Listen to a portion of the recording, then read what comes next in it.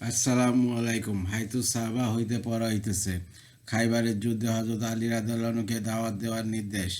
হজরত সাহাল ইবনে সাদ রাদিয়াল্লাহু হইতে বর্ণিত আছে যে খাইবারের যুদ্ধের দিন রাসূলুল্লাহ সাল্লাল্লাহু আলাইহি ওয়াসাল্লাম বলিলেন, আগামী করলো আমি এমন এক ব্যক্তির হাতে ঝান্ডা দিব যার হাতে আল্লাহ তাআলা খাইবারের বিজয় দান করিবেন। সে ব্যক্তি আল্লাহ ও তার রাসূলকে ভালোবাসে এবং আল্লাহ ও তার রাসূলও তাহাকে ভালোবাসেন। হযরত সাউল রাদিয়াল্লাহু আনহু বলেন, তার এই ঘোষণার পর লোকেরা সারা রাত্র এই চিন্তায় কাটালেন যে না জানি সকালে কার হাতে ঝান্ডা দেওয়া হয়। সকালবেলা সকলেই নবী করিম সাল্লাল্লাহু আলাইহি ওয়াসাল্লামের নিকট উপস্থিত হইলেন এবং প্রত্যেকেই ঝান্ডা পাওয়ার আশা করিতেছিলেন। তিনি বলিলেন, আলী ইবনে আবি তালিব কোথায়? লোকেরা বলিলেন, ইয়া রাসূলুল্লাহ, তাহার চোখে অসুখ হইয়াছে।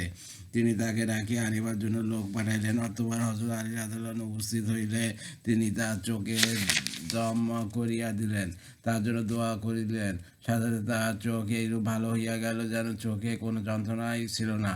তারপর তাকে ঝান্ডা দান করিলেন। হযরত আলী রাদিয়াল্লাহু আনহু বলিলেন, ইয়া রাসূলুল্লাহ, তাহারা আমাদের ন্যায় মুসলমান না হওয়া পর্যন্ত কি আমি তাহাদের সহিত যুদ্ধ করিতে থাকিব? রাসূলুল্লাহ সাল্লাল্লাহু আলাইহি ওয়াসাল্লাম বললেন, শান্তভাবে অগ্রসর হও। যখন তাহাদের সম্মুখে ময়দানে পৌঁছাইবে তখন তোমার প্রথম তাহাদিগকে ইসলামের দাওয়াত দিবে এবং তাহাদের উপর আল্লাহ তাআলার অজীব হক সম্পর্কে তাহাদিগকে অবহিত করিবে। খোদার কসম, তোমার দ্বারা আল্লাহ তাআলা যদি একজনকে হেদায়েত দান করেন তবে উহা তোমার জন্য লাল বর্ণের উষ্ট পাল হবে পাওয়া অপেক্ষা উত্তম। মুসলিম। দাওয়াতের কাজে রাসূলুল্লাহ সাল্লাল্লাহু আলাইহি ওয়াসাল্লামের ধৈর্য ধারণ। হযরত মেঘদাদ ইবনে আমর রাদিয়াল্লাহু আনহু বলেন, আমি হাকাম ইবনে কাইসানকে গ্রেফতার করিয়াছি। অতঃপর আমাদের আমির তাহাকে কতল করিবার ইরাদা করিলে আমি তা বলিলাম, থাক, আমরা বরং তাহাকে নবী করিম সাল্লাল্লাহু আলাইহি ওয়াসাল্লামের খেদমতে হাজির করিব। সুতরাং আমরা তাহাকে লইয়া আসিলাম। রাসূলুল্লাহ সাল্লাল্লাহু আলাইহি ওয়াসাল্লাম তাহাকে ইসলাম গ্রহণের জন্য দাওয়াত দিলেন, কিন্তু সে দীর্ঘ সময় পর্যন্ত ইসলাম গ্রহণ করিতে রাজি হইতেছিল না। উহা দেখিয়া হযরত ওমর রাদিয়াল্লাহু আনহু বললেন, ইয়া রাসূলুল্লাহ, আপনি কি আশায় এই ব্যক্তির সহিত কথা বলিতেছেন? খোদার কসম, এই ব্যক্তি শেষ পর্যন্ত ইসলাম গ্রহণ করিবে না। আমাকে অনুমতি দিন, আমি তাহার গর্দান উড়াই দেই এবং সে তার দুজকের ঠিকানায় চলিয়া যাক। কিন্তু নবী করিম সাল্লাল্লাহু আলাইহি ওয়াসাল্লাম হযরত ওমর রাদিয়াল্লাহু আনহু কথার প্রতি কর্ণপাত না করিয়া তাকে বুঝাইতে থাকিলেন। অবশ্যই হাকাম ইসলাম গ্রহণ করিলেন। হযরত ওমর রাদিয়াল্লাহু আনহু বলেন, তাহাকে ইসলাম গ্রহণ করিতে দেখিয়াই আমার পূর্বাপর সকল ব্যবহার আমাকে ঘৃণা ধরিল। আমি মনে মনে বলিলাম, নবী করিম সাল্লাল্লাহু আলাইহি ওয়াসাল্লাম যেখানে আমার অপেক্ষা অভিজ্ঞ, আমি সেখানে কি করিয়া সাহস দেখাই? তারপর মনকে এই বলিয়া সান্ত্বনা দিলাম যে আল্লাহ ও তার রাসূলের হিত কামনায় আমার একমাত্র উদ্দেশ্য ছিল। হযরত ওমর রাদিয়াল্লাহু আনহু বলেন, হযরত হাকাম ইসলাম গ্রহণ করিলেন। খোদার কসম, তার ইসলামী জীবন উত্তম হইয়াছিল। তিনি আল্লাহর রাস্তায় জিহাদ করিয়াছেন আর রাসূলুল্লাহ সাল্লাল্লাহু আলাইহি ওয়াসাল্লাম তাহার প্রতি সন্তুষ্ট ছিলেন। এমত অবস্থায় তিনি বীরে মাওনা যুদ্ধে শাহাদাত বরণ করিয়া বেহেশতে প্রবেশ করিয়াছেন। জহুরী রহমতুল্লাহ হইতে বর্ণিত আছে যে হাকাম জিজ্ঞাসা করিলেন, ইসলাম কি? রাসূলুল্লাহ সাল্লাল্লাহু আলাইহি ওয়াসাল্লাম বলিলেন, তুমি এক আল্লাহর ইবাদত করিবে যার কোনো শরীক নাই এবং এই কথার সাক্ষ্য দিবে যে মুহাম্মদ সাল্লাল্লাহু আলাইহি ওয়াসাল্লাম তার বান্দা ও রাসূল। হাকাম বলিলেন, আমি ইসলাম গ্রহণ করিলাম। অতঃপর নবী করিম সাল্লাল্লাহু আলাইহি ওয়াসাল্লাম সাহাবায়ে কেরাম রাদিয়াল্লাহু আনহুদের প্রতি লক্ষ্য করিয়া বলিলেন, কিছুক্ষণ পূর্বে যদি আমি তোমাদের কথা মানিয়া তাহাকে কতল করিতাম তবে সে দুজকে প্রবেশ করিত। ইবনে সাদ। হযরত ওয়াসি ইবনে হারব রাদিয়াল্লাহু আনহু ইসলাম গ্রহণের ঘটনা। হযরত ইবনে আব্বাস রাদিয়াল্লাহু আনহু বলেন, রাসূলুল্লাহ সাল্লাল্লাহু আলাইহি ওয়াসাল্লাম হযরত হামজা রাদিয়াল্লাহু আনহুর হত্যাকারী ওয়াসি ইবনে হারব রাদিয়াল্লাহু আনহুর নিকট ইসলামের দাওয়াত দিয়া পাঠাইলেন। তিনি বলিয়া পাঠাইলেন যে, হে মুহাম্মদ, আপনি আমাকে কি রূপে দাওয়াত দিতেছেন? অথচ আপনি বলেন, যে ব্যক্তি হত্যা করে, শিরক করে অথবা জেনা করে সে দুজকে যাইবে। কিয়ামতের দিন তাহার আযাব দ্বিগুণ করা হইবে এবং তথায় লাঞ্ছিত অবস্থায় চিরকাল থাকিবে। আর আমি তো এই সকল কর্ম করিয়াছি, আপনার নিকট আমার জন্য শাস্তি হইতে পরিত্রাণের কোনো পথ আছে কি? আল্লাহ তাআলা তার এই প্রশ্নের উত্তরে নিম্নের আয়াত নাযিল করিলেন। অর্থ, কিন্তু যে ব্যক্তি তওবা করিয়াছে এবং ঈমান আনিয়াছে ও নেক আমল করিয়াছে, এই সকল লোকদের গুণাগুলিকে আল্লাহ তাআলা নেকি দ্বারা পরিবর্তন করিয়া দিবেন। আর আল্লাহ তাআলা অত্যন্ত ক্ষমাশীল ও অতিশয় দয়াবান। অতঃপর ওয়াসি রাদিয়াল্লাহু আনহু বলিলেন, হে মুহাম্মদ, তওবা, ঈমান ও নেক আমলের এই শর্তব্রত বড় কঠিন। হয়তো আমি উহা যথাযথ পালন করিতে সক্ষম হইব না, তার এই কথা পরিপ্রেক্ষিতে আল্লাহ তাআলা এই আয়াত নাযিল করিলেন, অত আল্লাহ তাআলা শিরক গুনাহ মাফ করিবেন না, তবে শিরক ব্যতীত সকল গুনাহ যাহাকে ইচ্ছা মাফ করিয়া দিবেন। ওয়াসি রাদিয়াল্লাহু তাআলা বলিলেন, হে মুহাম্মদ, মাফ পাওয়া তো আল্লাহ তাআলার ইচ্ছার উপর নির্ভরশীল রইল। জানা নাই তিনি আমাকে মাফ করিবেন কিনা, উহা ব্যতীত আর কিছুই আছে কি?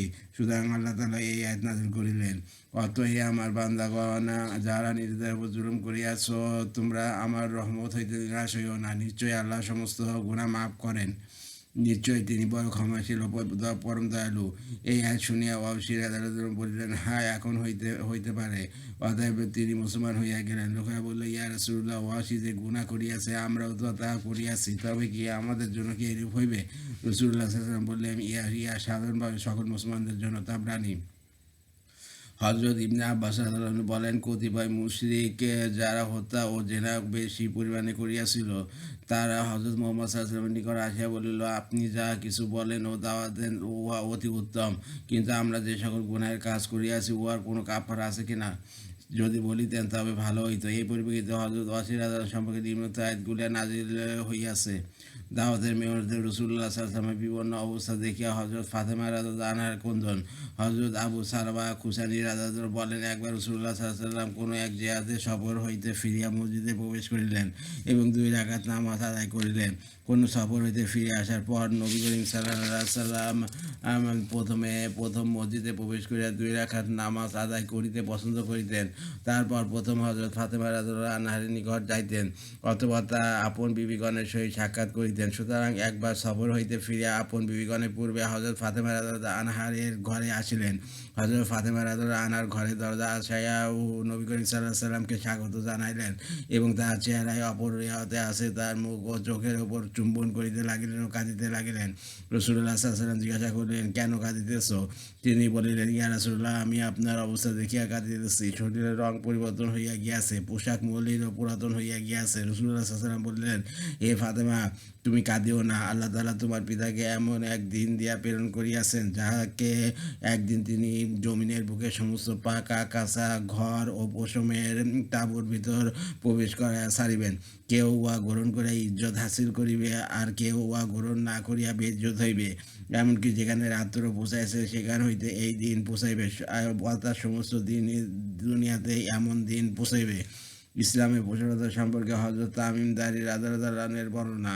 হযরত তামিম দারী রাদিয়াল্লাহু আনহু বলেন, আমি রাসূলুল্লাহ সাল্লাল্লাহু আলাইহি ওয়াসাল্লামকে বলিতে শুনিয়াছি যে অবশ্যই এই দিন সেখান পর্যন্ত পৌঁছাবে যেখান পর্যন্ত দিবা ও রাত্র পৌঁছাইয়াছে, আর আল্লাহ তাআলা মান্যকারীকে ওয়াদা ইজ্জত দান করিয়া অমান্যকারীকে বেইজ্জত করিয়া সকল পাকা ও কাঁচা ঘরে এই দিনকে অবশ্যই প্রবেশ করাইবেন। অর্থাৎ ইসলাম ও মুসলমানদেরকে ওয়াদা ইজ্জত দান করিবেন আর কুকুরকে বেইজ্জত করিবেন। তামিম দারী রাদিয়াল্লাহু আনহু বলিতেন, আমি এই দৃশ্য আমার নিজ খানদানের ভিতর প্রত্যক্ষ করিয়াছি। আমার খানদানের যারা ইসলাম গ্রহণ করিয়াছে তারা সর্বপ্রকার কল্যাণ ও ইজ্জত সম্মান লাভ করিয়াছে, আর যারা কাফের হইয়াছে তারা বেইজ্জত ও লাঞ্ছিত হইয়াছে, তাহাদের জিজিয়া বা কর আদায় করিতে হইয়াছে।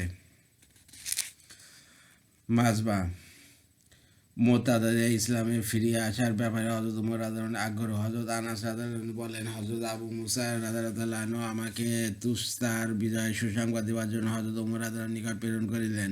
হযরত ওমর রাদিয়াল্লাহু আনহু জিজ্ঞাসা করিলেন, বকর ইবনে ওয়াইল হতে 6 জন যারা ইসলাম হইতে ফিরে গিয়া মুশরিকদের সহিত মিলিত হইয়াছে, তাদের খবর কি? আমি বলিলাম, আমিরুল মুমিনিন, তারা ইসলাম ছাড়িয়া মুশরিকদের সহিত মিলিত হইয়াছে, তাদের জন্য তো কতলই একমাত্র পথ। হযরত ওমর রাদিয়াল্লাহু আনহু বলিলেন, সারা দুনিয়ার সমস্ত স্বর্ণ রূপা হস্তগত হওয়া অপেক্ষা তাদেরকে জীবন্ত ধরিতে পারা আমার নিকট অধিক প্রিয়।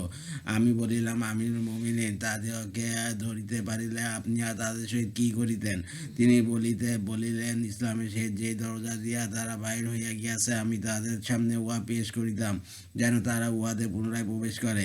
যদি তারা প্রবেশ করিত তবে আমিও তা মানিয়া লইতাম, অন্যথায় তাদেরকে কারাগারে কয়েদ করিয়া রাখিতাম। কানাস অপরিহত আছে আব্দুর রহমান কারী রাদিয়াল্লাহু আনহু বলেন, হযরত আবু মুসা রাদিয়াল্লাহু আনহুর নিকট হইতে এক ব্যক্তি হযরত ওমর রাদিয়াল্লাহু আনহুর খেদমতে উপস্থিত হইল।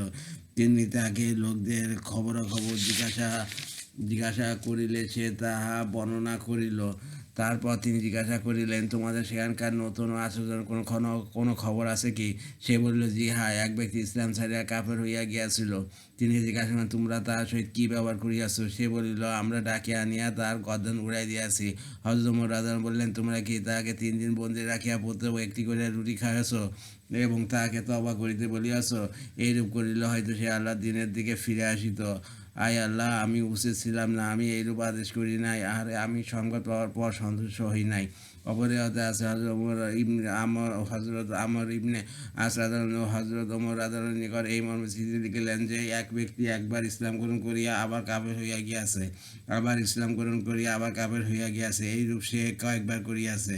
এখন তার ইসলাম গ্রহণযোগ্য হবে কি না? হযরত ওমর রাদিয়াল্লাহু আনহু জবাবে লিখিলেন, আল্লাহ তাআলা যতক্ষণ লোকদের ইসলাম কবুল করেন, তুমিও তার ইসলাম কবুল করিতে থাকো, তাহার নিকট ইসলাম পেশ করো। যদি সে গ্রহণ করে তবে তাকে ছাড়িয়া দাও, অন্যথায় তার গর্দান উড়িয়া দাও। কানাস আবু ইমরান জাওহরি রহমতুল্লাহ বলেন, হযরত ওমর রাদিয়াল্লাহু আনহু একবার এক খ্রিস্টান সন্ন্যাসী ইবাদতখানার নিকট গিয়া যাওয়ার সময় সেখানে দাঁড়াইলেন। লোকেরা সন্ন্যাসীকে ডাকিয়া বলিলেন, ইনি হইলেন আমিরুল মুমিনিন। আওয়াজ শুনিয়া সে তাহার ইবাদতখানার উপর হইতে মাথা বাহির করিল। হযরত ওমর রাদিয়াল্লাহু আনহু দেখিলেন ইবাদতে অতিরিক্ত পরিশ্রম ও আরাম-আয়েশের ত্যাগের দরুন তাহার শরীর ছিন্নতায় ও দুর্বল হইয়া পড়িয়াছে। তাহাকে দেখিয়া তিনি কাঁদিতে লাগিলেন। তাহাকে বলা হইল, এই ব্যক্তি একজন খ্রিস্টান। তিনি বলিলেন, আমি জানি, কিন্তু কিন্তু তাহাকে দেখিয়া দয়া হইয়াছে। আল্লাহ তাআলা এই কথা স্মরণ হইতেছে। বহু মুখমণ্ডল সেদিন কিয়ামতের দিন ক্লিষ্ট ক্লান্ত তাহারা জ্বলন্ত আগুনে পতিত হইবে। হযরত ওমর রাদিয়াল্লাহু আনহু বললেন, এত সাধনা ও কষ্ট সহ্য করিয়া যে সে দোজখে যাইবে, এই জন্য তাহার প্রতি দয়া হইতেছে। কানজুল উম্মাল। হ্যাঁ, আয়াতুস সাবা হইতে পড়া হয়েছে। আমার ইউটিউব চ্যানেল রিপন কুরাস, ওইটাকে আপনারা সাবস্ক্রাইব করবেন, লাইক কমেন্ট শেয়ার দেবেন ভিডিওতে, এতে আমি উৎসাহিত হই। আর রিপন কুরাস হচ্ছে আমার ফেসবুক পেজ, ওইটাকে আপনারা ফলো দিয়ে রাখবেন। সবাই ভালো থাকবেন, সুস্থ থাকবেন এবং স্বাভাবিক থাকবেন। আল্লাহ হাফিজ।